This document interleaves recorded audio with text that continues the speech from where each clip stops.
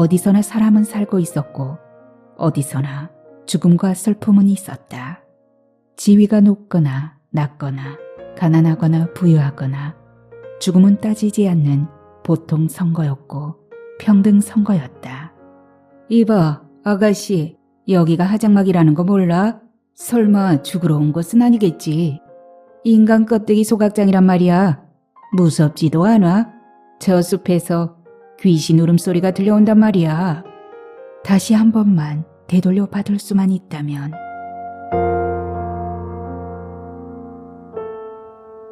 상실기 차오일.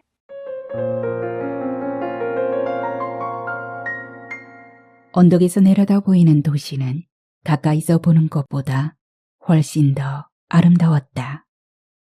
박식을 대던 그 수많은 사람들도 괴물 같던 자동차들도 그림 속의 풍경처럼 자그만 보였고 도시 외곽을 성곽처럼 둘러싸고 있던 산도 그대로 그림 같았다. 그러나 도시의 반대쪽은 너무나 가까이 있어서 그 추함을 다 드러내고 있었다. 뜨락을 가로지른 아름드리 팽나무는 무겁게 그늘을 만들며 음산함을 내비추고 있었고 이따금 왔다가 돌아가는 연구차의 밟지 못한 빛깔은 그 음산함에 소두구구시를 하고 있었다. 화장막과 나란히 붙어있는 대기실에서는 머리도 삭발하지 않은 어린 동숭이 목탁을 두드리며 망자의 영혼을 위로하고 있었고 그 앞에는 둥근 원강을 배경으로 온화한 미소를 내밀고 있는 부처님의 자비하신 모습이 그럴 리는 없을 테지만 가련한 중생들의 세간사를 비웃는 것처럼 내려다보고 있었다. 식당을 겸하고 있는 대기실은 이승으로 돌아갈 자와 저승으로 돌아갈 자로 10,000원이었다. 도시는 얼마나 10,000원인가? 그런 논리로 이 화장막도 10,000원이라면 망자가 갈 명부도 10,000원일 것만 같았다. 우는 사람, 비는 사람, 목탁소리, 울음소리. 나는 그들 사이를 돌아다니며 시경의 검시실과 안치실 화덕의 내부를 조심스럽게 구경하며 그들에게서 읽을 수 있는 어떤 감 같은 것을 잡아보려고 했었다. 죽음의 빛깔이나 죽음의 소리, 냄새 같은 것이라도 있다면 그것을 손으로 끄집어 올릴 수도 있다고 나는 믿고 있었다. 그러나 나는 오가는 이들 속에서 그 어떤 것도 발견해내지 못하고 실망하고 있었다. 적어도 이 하장막만큼은 병원의 영안실과 공동묘지 이상일 줄 알았어. 화장의식은 실로 간단했다. 모든 것이 순식간에 그리고 아주 간단하게 이루어지고 있었다. 접수처 사무직원은 채 10,000원도 되지 않는 돈을 받고 망자의 이름을 사자의 명부에 기록했다. 곧바로 시신은 관체로 화부들에 의해서 화덕까지 옮겨지고 벌겋게 단 화덕 속에 화부들은 무감각하게 장작대듯 시신을 집어넣었다. 모든 것이 순식간에 그리고 아주 간단하게 사무적으로 이루어지고 있었다. 사람들은 왔다가 단지 1시간도 못 되어 시신의 흔적만을 갖고 다시 돌아갔다. 그것도 모두 강복절 행사를 하는 것처럼 쉽고 간단했다. 죽은 자는 죽은 자로 장사케 하고 살아남은 자는 또 내일을 위해 잘 먹어야 한다는 것처럼. 그들을 보는 내 가슴은 마냥 허전하고 황량한 겨울거리를 보는 것처럼 쓸쓸했다. 사람들이 사람의 죽음에 대해서 이렇게 아무렇지도 않게 대할 수 있다는 것이 나는 신기하기만 했다. 결국 나는 이곳까지 오고야 말았다. 쭈뼛쭈뼛거리며 저어하는 발걸음을 몇 번이나 망설이다가 나는 마침내 도심의 외곽 언덕에 우뚝 버티고 서서 내일의 진군을 위해 적진을 노려보고 있는 장군처럼 도시를 노려보고 있는 이 화장막까지 오고야 만 것이었다. 아무도 몰래 그를 배웅하고 싶었던 것이었는지도 몰랐다. 나만이 그를 배웅할 자격이 있다고 생각했던 것이었는지도 몰랐다. 만추의 스사남이 대학병원 뚜락에 앙상한 목련가지 아래 머물고 있는 분수대 곁에 앉아서 나는 어쩜 이것이 그와 마지막일지 모른다는 생각에 한순간이 소중하게만 느껴지는 초조 속에 그를 기다리고 있었다. 나는 최초로 현대의학을 믿어보고 싶었다. 내 손에는 그를 기다리면서 접은 앙증맞은 종이약 2마리가 쥐어 있었고 나는 그것들을 물끄러미 바라보다가 모조리 구겨버리며 연못에다 던져버렸다. 죽음을 앞둔 그에게 이것이 무슨 소용이 있단 말인가. 경, 살려줘. 살고 싶어. 그는 울면서 몇 차례의 수술로 지쳐버린 심신을 무너뜨리며 내게 안겨 최초로 살고 싶다고 말했다. 아니 살려달라고 애원했다.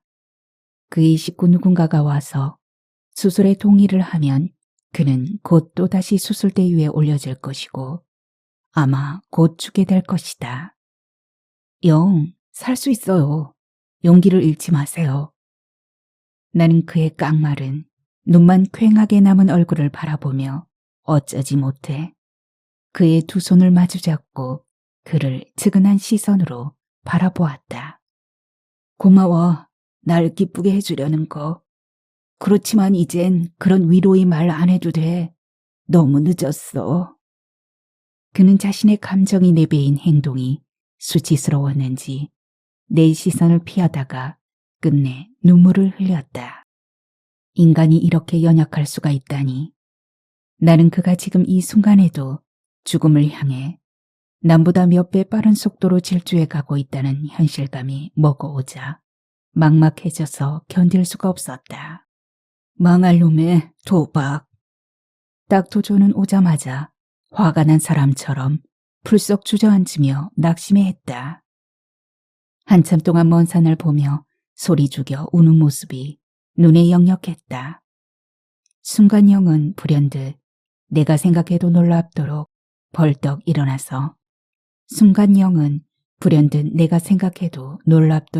일어나서 자신이 실망하지 않고 있다는 것을 보여주기라도 하려는 듯 몇 발자국 걸었다. 그러나 몇 발자국 옮기지 못해 그는 쓰러지고 말았다. 무리하시면 안 돼요. 수술대 위에 누워있는 그를 향해 나는 연신 젖은 목소리로 말했다. 그러나 수술대 위에서 해부용 개구리처럼 누워 수백 촉의 밝은 빛을 받고 있는 그를 보자 나는 더럭 겁이 났다. 이 수술로 그가 죽을지도 모른다는 생각이 들자 나는 안타까움과 서러움으로 속이 시려 견딜 수가 없었다. 이 젊은 나이에 그가 왜 죽어야 하는지 하느님께 물어보고 싶었다. 닥터조, 살고 싶네. 살려줘. 경, 살고 싶어. 이 수술로 산다는 보장이 없는 바에야 이 수술을 뒤로 미루고만 싶어. 영은 처음과는 달리 삶에 대한 애착이 점점 눈덩이처럼 강해져 갔다. 미스터 황, 나는 자네가 똑똑한 사람인 줄 알았네. 그렇지만 이제 보니 형편없는 사람이군. 무엇이 가이사의 것이고 무엇이 하나님의 것인지 명석한 자네가 모르다니 나는 자네가 원망스럽기만 하네. 닥터조는 무엇이 가이사의 것이고 무엇이 하나님의 것인 줄 알았던 것일까. 결국 영의 간절한 애원으로 그의 생사의 도박은 뒤로 미루어졌다. 찌부덩한 날씨가 시조새의 울음처럼 소름이 끼쳤다. 모세가 양무리를 인도하여 하나님의 산 호렙의 이름이 여호와의 사자가 떨기나무 불꽃 가운데서 그에게 나타나 이르시되 내가 선 곳은 거룩한 땅이니 내 발에서 신을 벗으라. 방금 들어선 연구차의 조객들이 꽃으로 장식된 망자의 관을 둘러싸며 성구를 목사님을 따라 힘차게 외쳤다. 아무도 슬프지 않고 우는 사람이 없는 것은 그들 스스로에 대한 믿음이 굳건한 탓이기 때문인지도 몰랐다. 어디서나 사람은 살고 있었고 어디서나 죽음과 슬픔은 있었다. 그만한 수의 사람이 하루에 지구 밖으로 걸어나갔고 그만한 수의 사람이 지구로 걸어 들어왔다. 비가 오나 눈이 오나 일기를 따지지 않았다. 지위가 높거나 낮거나 가난하거나 부유하거나 죽음은 따지지 않는 보통 선거였고 평등 선거였다. 그러나 얼마 되지 않아 호렙산에서 신을 벗으라고 외치던 그 자리에 또 다른 죽음이 들어와 차지하고 있었다. 태어나는 절차보다 죽음의 절차는 훨씬 간단했다. 사람들은 바쁘게 움직였지만 그만큼 생기는 없었다. 어쩌면 영과의 만남은 이런 결과가 예정되어 있는 만남인지도 몰랐다. 영은 그때도 창백했었으니까. 밖은 안개 같은 비가 뿌리고 있었다. 그날따라 환자도 없이 병실은 텅 비어 외로움이 호수처럼 가득 고여 있었다.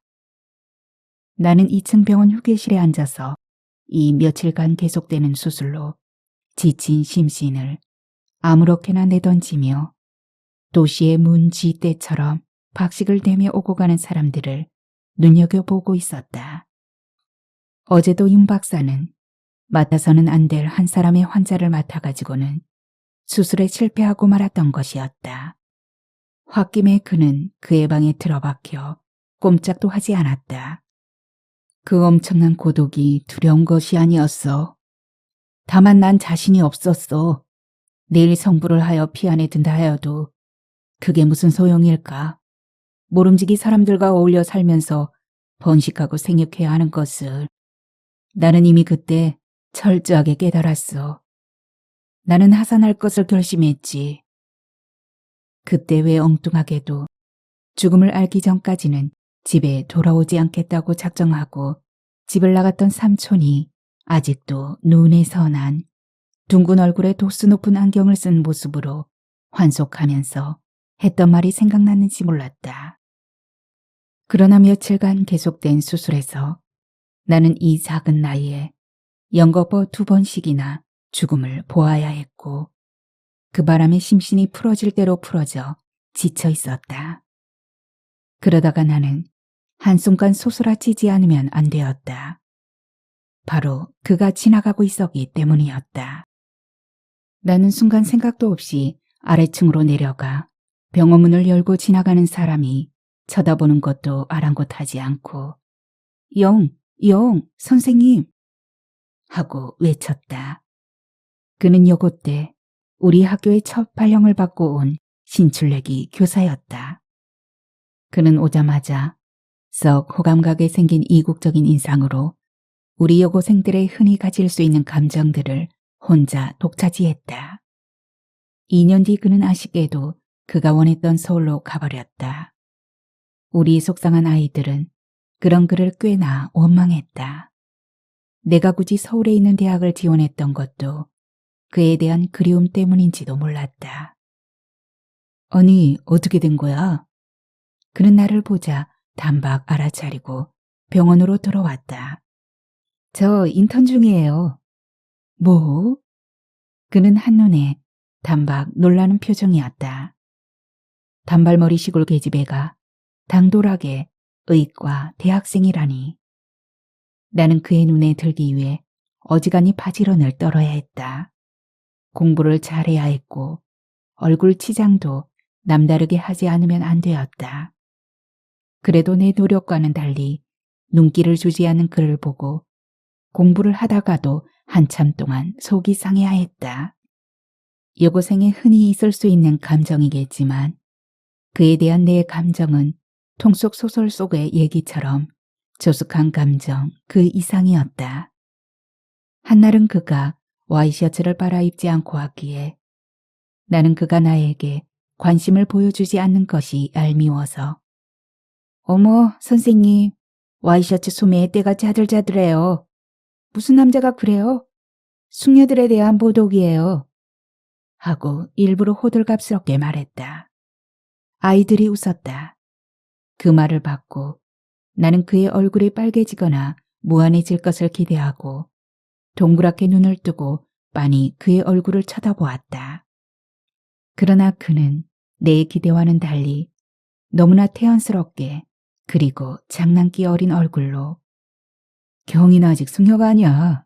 여러분들이 다 큰 숙녀가 되려면 이 선생님도 여러분들 앞에 옷을 빨아입지 않고 오는 실례는 범하지 않도록 하지 하고 받았다.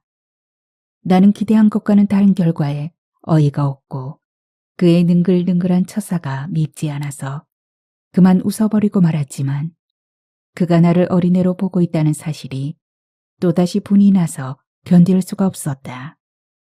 그 뒤 우리 여고생들의 선망 속에 그는 서울로 가고 우리 공부 잘하는 몇몇 아이들은 대학에 진학하게 된 것이었다.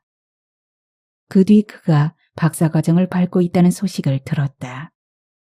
결혼은 하셨어요, 선생님? 그것은 우리가 가장 궁금해했던 일 중에 하나였고 지금은 내가 가장 궁금해하고 있는 것 중에 하나였다. 영은 내 말에 대답을 않고 웃기만 했다. 웃으면 눈 밑에 지방층이 두꺼워지는 것이 여전했다. 경인 결혼했소? 아직 학생인데 어떻게 결혼을 해요 하긴. 그에 비해서 나는 대담하고 적극적인 편이었다. 나도 결혼 아직 안 했소. 안 한 것이 아니라 못한 것 아니에요? 웃으며 말했지만 그 말은 내 본심이 아니었다. 그처럼 멋진 남자가 아직 결혼을 못할 리가 없었다. 지금은 어느 학교에 계셔요? 바로 저기 저 대학 부속학교. 모교에 강사로 나가기도 하고. 그러고 보니 그는 좀 야이어 있는 것 같았다. 창백한 얼굴도 여전했다. 말로서는 표현 못할 우수가 그의 일부인 것처럼 지니고 있는 것 역시 여전했다. 경은 여전하군. 명랑하고 건강하고 깨물어주고 싶을 정도로 빨간 그 입술, 눈, 코, 여전해. 그의 말 역시 가을날의 추수가 끝난 빈 들판처럼 쓸쓸한 건 여전했다. 겉으로는 꽤 명랑한 척 꾸미고 있지만 속은 그만의 알 수 없는 웃으로 가득 찼다. 선생님, 웃으 쓸쓸함 여전하시네요. 무슨 남자가 그래요. 박력이라는 거 가져봐요. 나는 눈웃음 치며 그의 얼굴을 빤히 바라보았다. 그는 역시 웃음만 지을 뿐 어떤 변명도 없었다.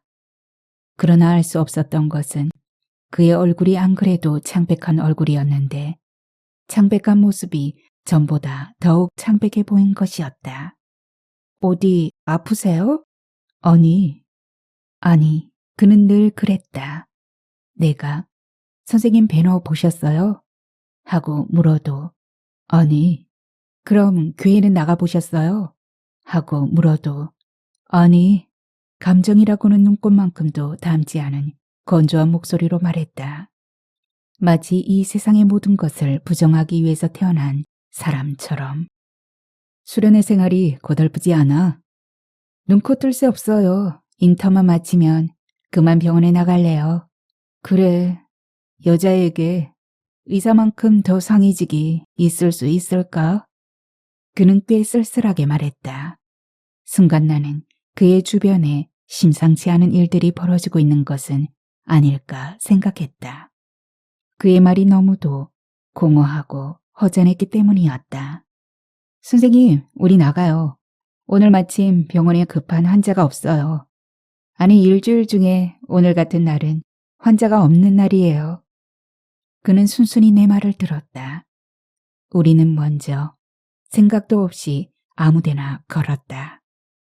조금 걷고 나자 마땅히 갈 데가 없었으므로 나는 불현듯 그의 하숙방으로 가자고 졸랐다. 그는 조금 저하는 눈치였지만 혼자 살고 있는 아파트로 나를 안내해 주었다. 사실 이런 날 하숙방이란 마음 붙일 곳이 되지 못했다. 내 방도 역시 그랬다. 일주일 중 6일간을 병원에서 보내고 하루를 집에서 있다 보면 썰렁한 방에 들어설 때마다 저항감이 있었던 것은 사실이었다. 그의 방은 그의 학교 근처에 있는 아파트의 한 외진 곳이었다. 결혼을 안 한 남자답게 방은 썰렁했고 한쪽 구석에 흉측하게 이부자리가 개어 있었다. 커피 좋아해?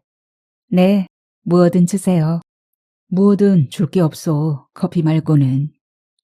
나는 그의 방에서 탐나는 어느 것도 발견 못하다가 숨은 듯 책상과 나란히 놓여있는 전축에 눈이 갔다. 그가 이런 내 모양을 알아채고 판을 꽂고 스위치를 눌렀다. 여고 때 음악 선생님이 자주 들려주던, 그리고 내 방에서도 가끔 듣던 비발디의 사계였다. 지금은 봄이었다. 선생님, 여고 때 그 음악 선생님 지금은 어느 학교에 계세요? 글쎄, 잘 모르겠는데. 왜?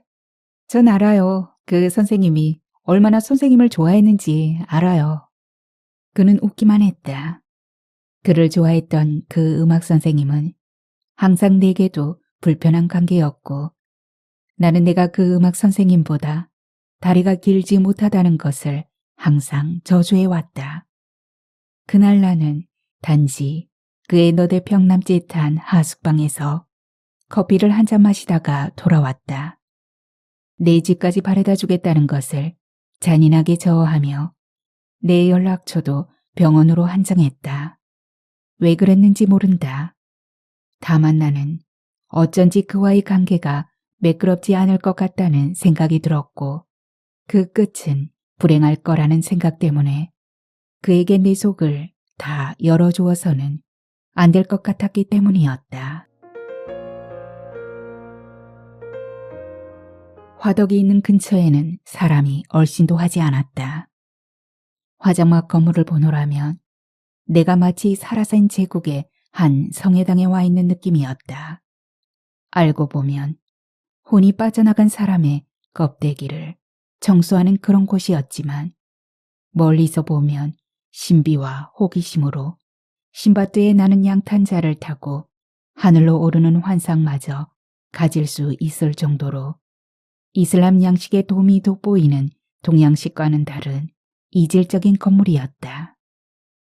그 이질적인 건물 탓인지 죽음은 우리의 생활과 다른 것으로만 여겨졌다. 삼촌의 말만 듣지 않았더라도 이렇게 고통스럽지는 않았을 것이다. 열심히 사는 것은 또 무엇일까? 화부들은 벌써 몇 번째인지도 모를 시신을 화덕 속에 집어넣었다가 꺼내는 작업을 했다. 아무리 화덕의 입구를 막아도 새어나오는 시신을 태우는 연기와 냄새로 좁은 뜰락은 코를 쥐어뜯을 듯 고약하고 괴롭건만 그들은 무감동스럽게 소 닭 보듯 닭 소 보듯 일을 해치웠다. 낮게 깔린 구름도 음산한 명부의 길목을 그럴싸하게 만드는 소도구 구실을 충분히 해내고 있었다. 울음소리, 반쯤 조는 듯 눈을 감고 기도하는 사람, 마지막 가는 망자의 고혼을 진혼하려는 스님의 목탁과 연불소리, 검은 대를 두른 망자의 사진 앞에서 2번 올리는 절, 모두가 죽음이 죽음이기 위해서 존재하는 것으로만 여겨졌지 남의 절망에는 다들 무관심이란 것으로 생각되었다.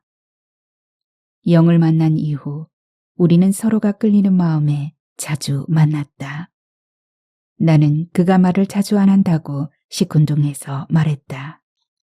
그러면 그는 그런 나를 큰애를 다루듯이 말했다. 그건 오해야. 나도 얼마나 경의 말을 신경을 써서 받고 있는데 사실 나만큼 경을 사랑하고 있는 사람도 드물걸. 그 말은 진실일 것이었다. 그는 온몸으로 나를, 나 하나만을 생각하고 있었음에도 틀림없었고 진정으로 나를 사랑하고 있었다. 왜 선생님은 결혼을 하지 않으세요? 여자가 많았을 것 같은데. 왜 경은 결혼을 하지 않지? 전 아직 인턴 중이잖아요. 글쎄, 분명한 건 아직 눈에 띄는 경과 같은 여자가 없어서 그럴 거야. 그의 그 말에 매혹되어 우리는 거의 동거 생활에 들어갔다. 그가 일주일 중 사흘간은 내 방에서 자고 갔고 나머지 사흘은 내가 그의 방에 가서 잤다. 그러다가 그럴 게 아니라 아예 방을 합치면 비용이 훨씬 덜 들 테니 합치자고 해서 우리는 방을 합쳤다. 곧 그와의 동거 생활이 시작되었다. 나는 엄마였고 그는 아빠였다. 얼마 가지 않아 나는 그와 나를 닮은 예쁜 아기를 가졌으면 좋겠다고 생각했다. 인턴 생활이 성실치 못하다는 딱토조의 힐난 아닌 애정어린 충고도 나는 빠뜨리지 않고 들었다. 병원을 마치면 더 나를 잡아놓고 일을 시킬까봐 불이 났게 병원을 빠져나왔다. 그를 위해 음식을 만들었고 그의 건강을 위해 나의 의학적인 지식을 총동원했다. 영, 우리 여행 가요. 동해바다로. 어느 날 나는 매일같이 반복되는 그와의 생활을 그가 권태로워할지 모른다는 두려움으로 그와 여행을 다녀올 계획을 세웠다. 내가 조목조목 여행에서 들 비용을 흔한 안악처럼 그에게 말하며 돈을 요구하자 그는 내가 대견한지 입가에 또 그 습관처럼 웃음을 만들다 그만두었다. 영, 저 그런 웃음 싫어해요. 좀 크게 웃어봐요. 내 말에 그는 역시 또 조금 미소를 짓다 말았다. 그의 말은 엉뚱했다. 참, 간포는 항구지. 네, 항구예요. 왜 간포가 항구라는 생각을 못했을까? 항구라면 곧 지저분한 느낌이 들어서 그럴 거예요. 어렸을 땐 그 지저분함과 갯내음이 싫어서 무던히 도망치고 싶었는데. 간포는 환락의 도시였다. 어렸던 나를 데려다가 여관에 있는 언니들의 화장을 시켜주기도 했고 옷을 벗기고 언니들이 입는 옷을 입히고 손님을 부르는 흉내를 내게 해놓고는 깔깔거리며 웃기도 했다. 그러던 어느 날 간포항 개발 추진위원회가 결성되고 내무부 장관이 방문한다는 소식이 전해지자 그녀들은 보이지 않게 되었다. 우리는 그 지긋지긋한 파도 소리가 싫어 있는 집을 팔고 내륙의 도시로 이사해 왔다. 더 이상의 간포에 대한 추억은 없었다. 그러나 나는 그가 왜 간포를 항구로 기억하고 있는지를 알 수가 없었다. 그가 나고 자란 곳이 바로 크지는 않지만 주로 때가 되면 제법 작지 않은 배들로 붐비는 항구였기 때문이었을까. 그에게 있어서 바다는 원망이었고 저주였고 두려움이었다. 그는 바다로 나갔다가 돌아오지 않는 많은 사람들을 기억하고 있다고 했다. 그는 우리의 여행을 굳이 바다 쪽으로 가자고 주장한 내 의견에 마지못해 따랐다. 그는 언제나 자기 주장을 편 적이 없고 내 주장만을 따랐으니까. 산부인과 병원이 보였다.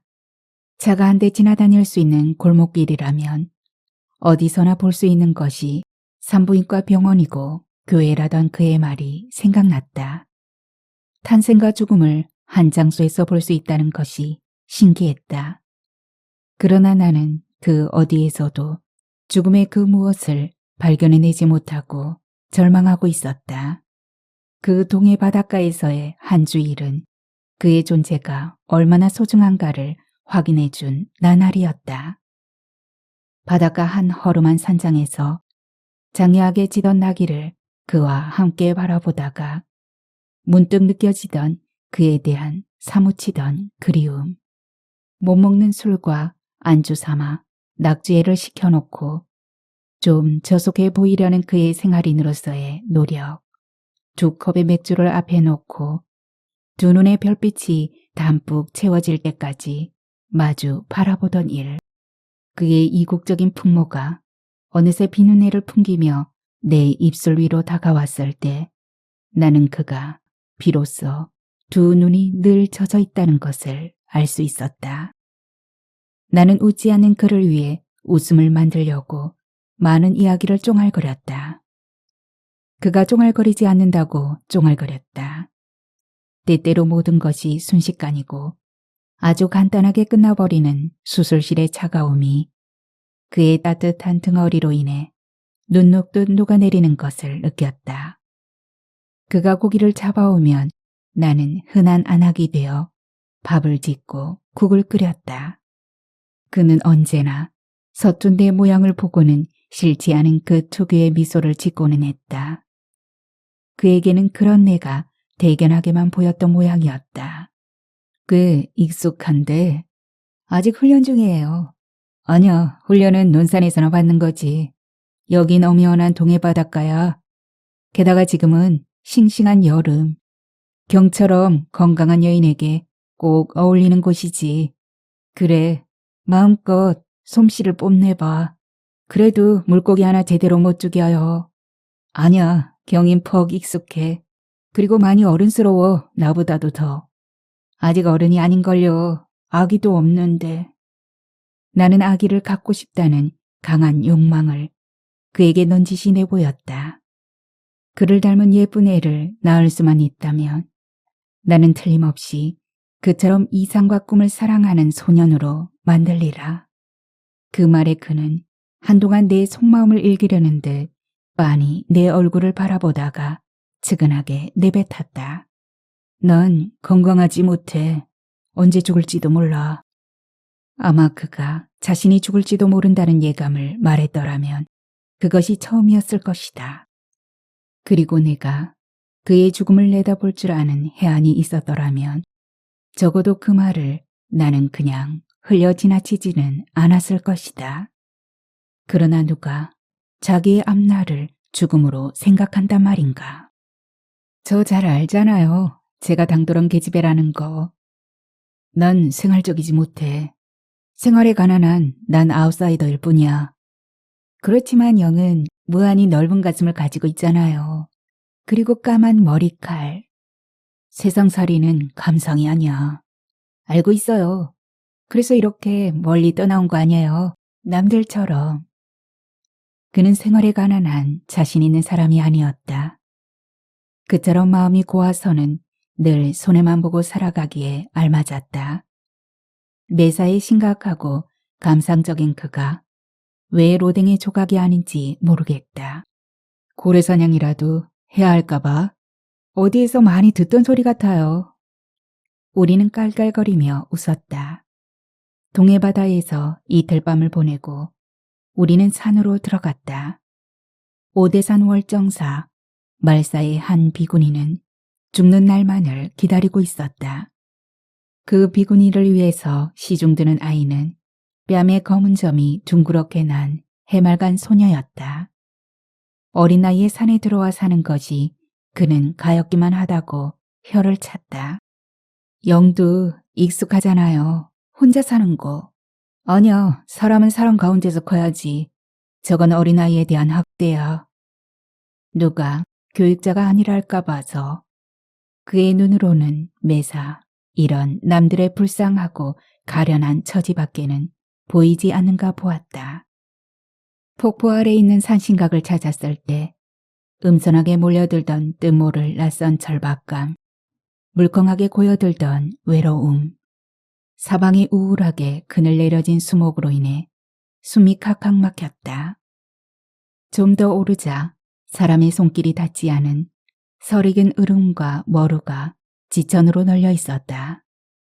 눈에 모두가 선했다. 산중턱에 내려앉아 있는 낮게 깔린 구름도 자연보호라고 쓴 녹색 글자도 죽음을 죽음이게 하기 위한 소도구 이외에는 아무것도 아니었다. 죽음의 그늘을 가려주기 위한 아무것도 없었다. 멋없이 크기만 한 굴뚝에서는 쉴 새 없이 시커먼 연기가 심장의 피처럼 뭉클뭉클 쏟아져 나왔다.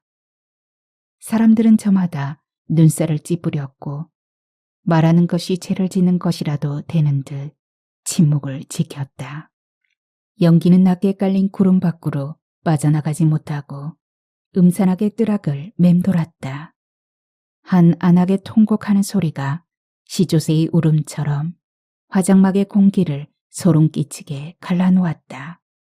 이봐, 아가씨, 누굴 기다리나? 아까부터 이쪽을 힐끔거리며 쳐다보던 화부 한 사람이 화덕에서 이쪽을 힐끔거리다가 아까부터 뜰하게 서성이며 화덕을 바라보던 나를 보고 거칠게 내뱉었다. 네. 그의 말이 너무도 위압적이었으므로 나는 초등학교 아동처럼 겁에 질려 말했다. 그럼 저쪽으로 가서 기다리지. 이 여자가 재수없기 시리. 그는 화장막에서 여자는 아침 첫 손님으로 여자를 택시에 태우는 것만큼이나 재수없는 것처럼 말했다. 나는 현기증이 핑 돌았으나 순순히 그의 말을 따랐다.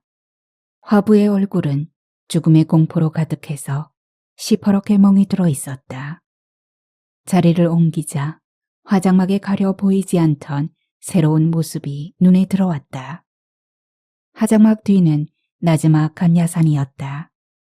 텅 비고 작은 소나무들 뿐인 산은 마른 죽정이를 연상하게 할 정도로 쓸쓸하고 황량했다.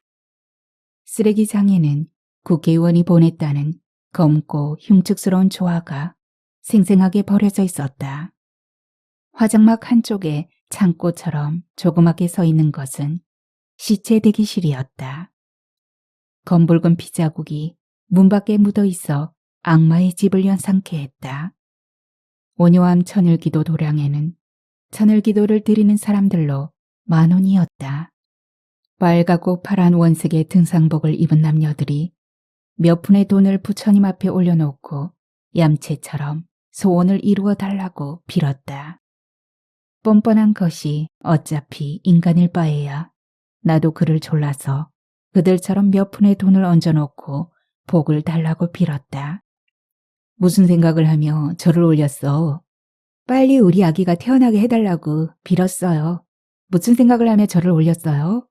그냥 아무 생각 안 했어. 아니야, 오래 경과 함께 살게 해달라고 빌었어. 그는 잡은 내 손에 힘을 주었다.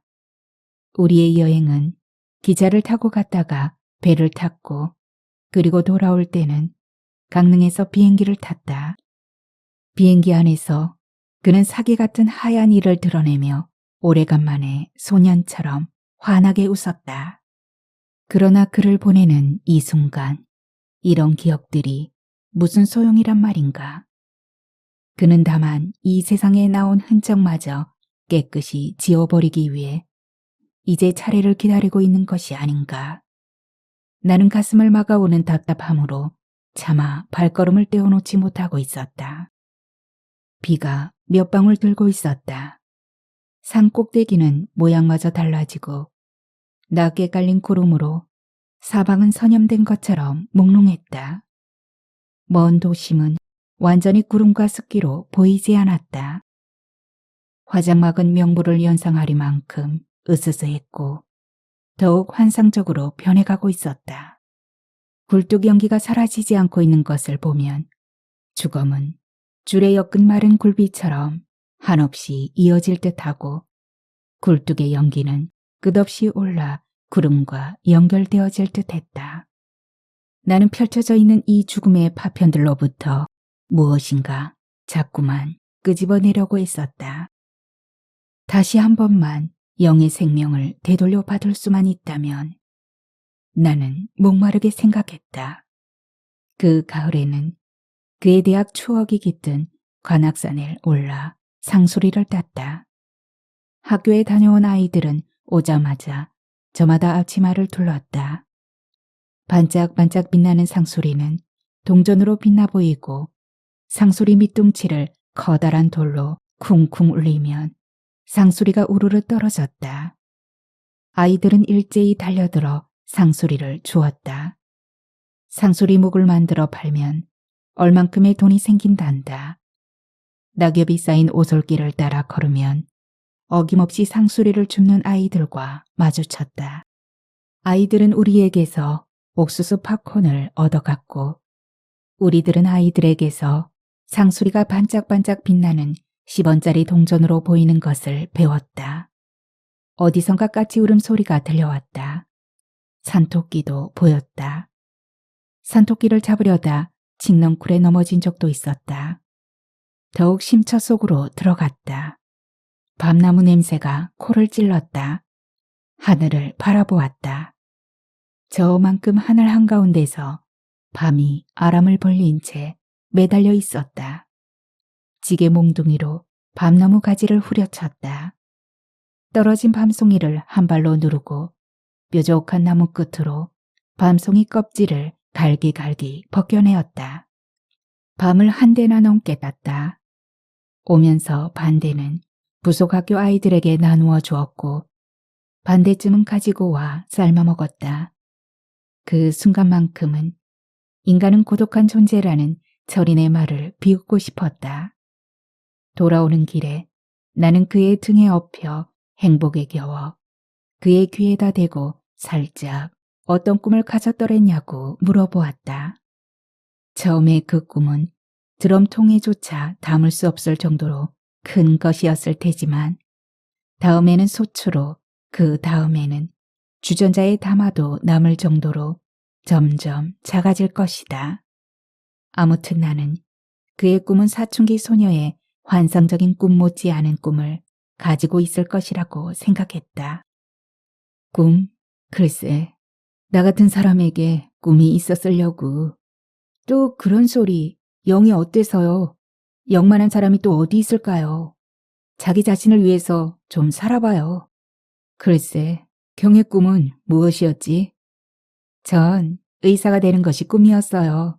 조금은 성악을 전공하고도 싶었지만, 그래, 경이 성악을 전공했더라면 훨씬 경다웠을 텐데. 그렇지만 전 이대로도 만족해요. 특히 영과 같은 멋있는 남자를 만난 것이 너무너무 행복해요. 글쎄, 난 무엇이 꿈이었을까? 하긴 때때로 호메로스의 시구처럼 너무나 돌에서 태어났더라면 하는 생각을 가져보는 때가 있기는 해. 그렇다면 훨씬 나는 나다웠을 텐데. 영의 생각으로는 그런 꿈이 이루어질 것 같았어요? 아니, 그런데도 나는 내가 그렇게 되었더라면 하는 생각을 종종 가질 때가 있어. 꿈에서 깨세요. 그러니까 꿈이 아냐. 사실 그의 말대로 그가 사람이 아니라 나무나 돌에서 태어났더라면 그는 훨씬 그다웠을 것이다. 그러나 그는 자신이 나무나 돌에서 태어난 것으로 그 자신의 모든 것을 변명하려 했던 것이었는지도 모른다. 고상한 생각과 차원 높은 이상, 한마디로 이상주의자일 수밖에 없었던 그는 서서 걷는 사회에서 나는 사람이 있다면 그것이 비정상이듯 그의 이상주의는 현실주의 속에서는 정상적인 것이 되지 못했다. 그래서 그런지 그는 자주 생활에서 자신의 나약함을 드러냈고 그래서 나를 실망시켰다. 그래서 나는 좀 더 내가 생활주의자가 되지 않으면 안 된다고 생각하였다. 그러나 호사다 말하던가 무엇 때문에 그는 자신의 몸이 이 지경이 되도록 아무 말이 없었던 것일까? 더욱이 나는 의사가 아닌가? 의사로서 가장 가까이 있는 사람에게조차 관심을 두지 못하고 그를 보냄으로써 나는 치명적인 실수를 하고 만 것이었다. 그렇지만 나는 그에게서 무엇이었단 말인가? 그가 자신의 몸에 대해서 내게 아무런 말도 하지 않을 만큼 그렇게 그에게서 나는 아무것도 아니었단 말인가? 아무 말도 하지 않고 가버린 그가 야속하기만 했다. 오던 비가 조금씩 그쳐지고 날도 개어지는 것 같게 압력이 환해왔다.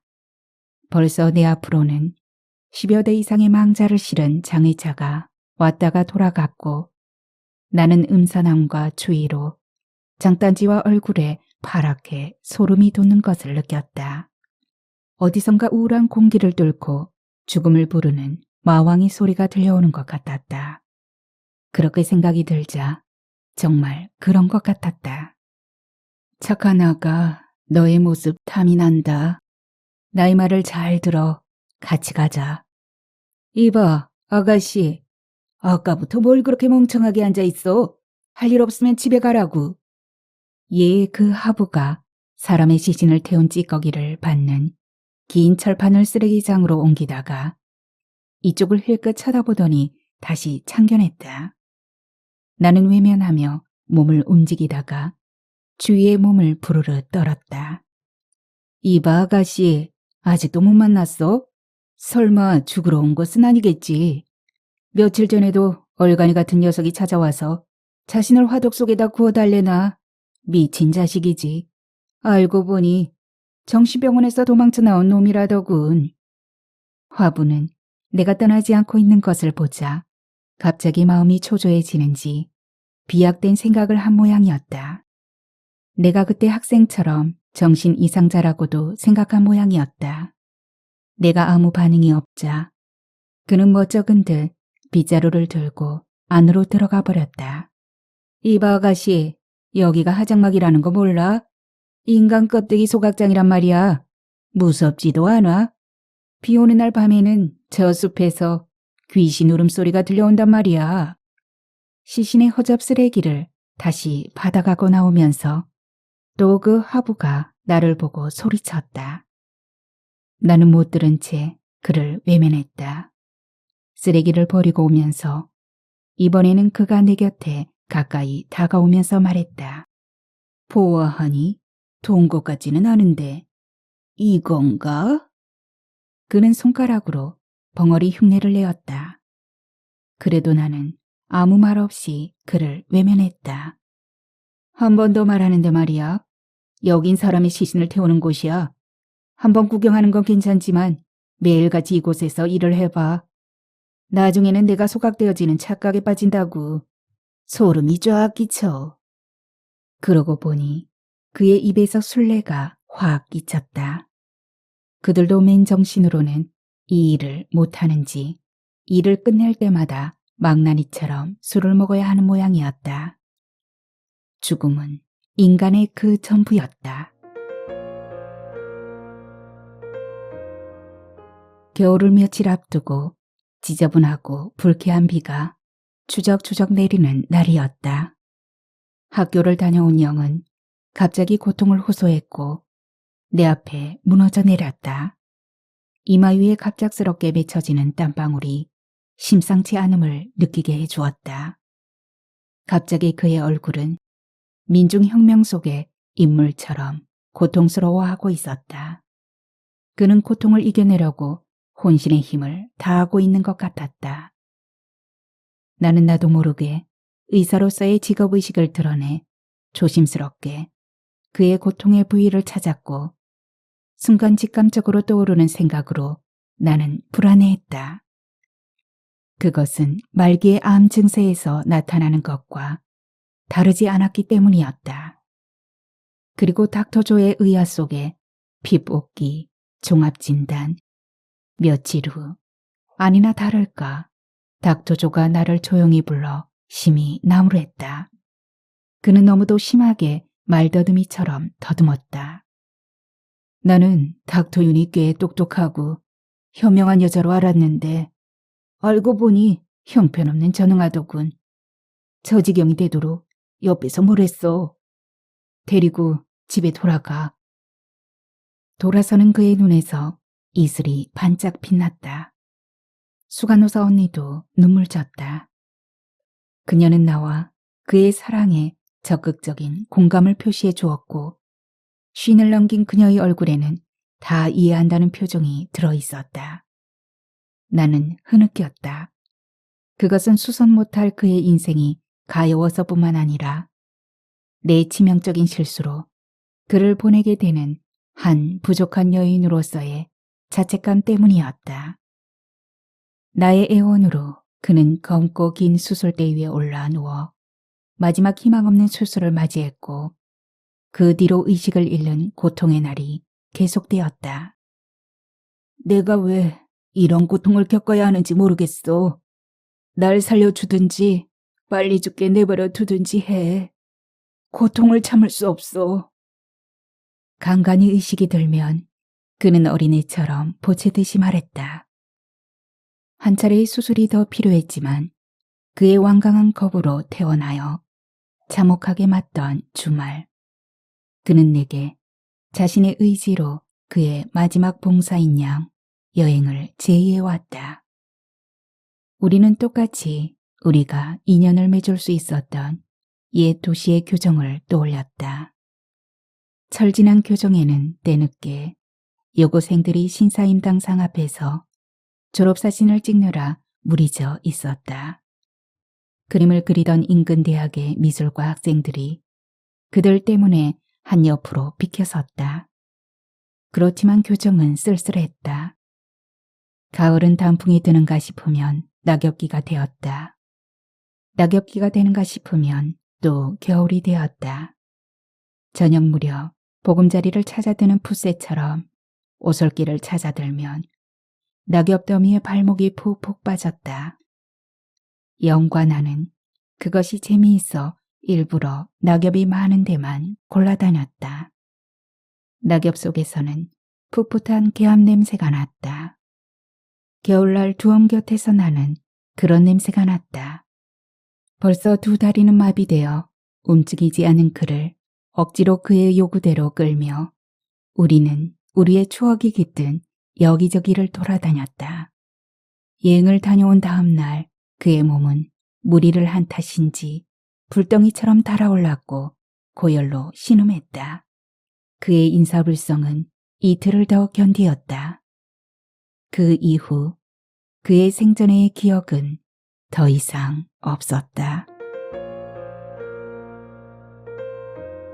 몇 시간 열을 더 기다려서 그는 하루에 59 이상을 처리한다는 화장터에서 한 줌의 가루가 되어 상자에 담겨 나왔다. 나는 시외버스를 타고 한참을 달려 바다가 보이는 더 이상 버스가 갈 수 없는 곳까지 갔다. 어부 한 사람을 사서 배를 빌리고 그리고 그가 말한 대로 그의 마지막 흔적을 바다에 뿌렸다.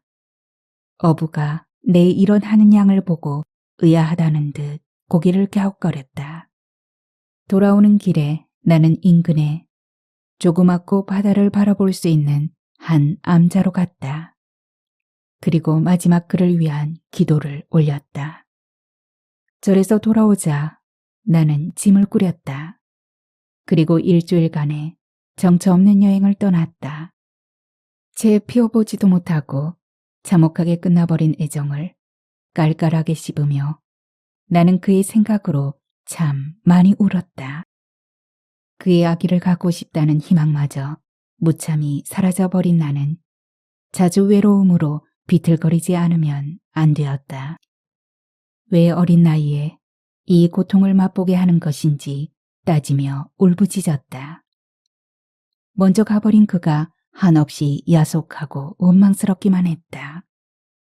그리고 겨울비가 추적추적 내리던 어느 날 나는 쫓기듯 돌아와서는 아무도 모르게 그와의 지난 추억들을 하나 둘 태웠다.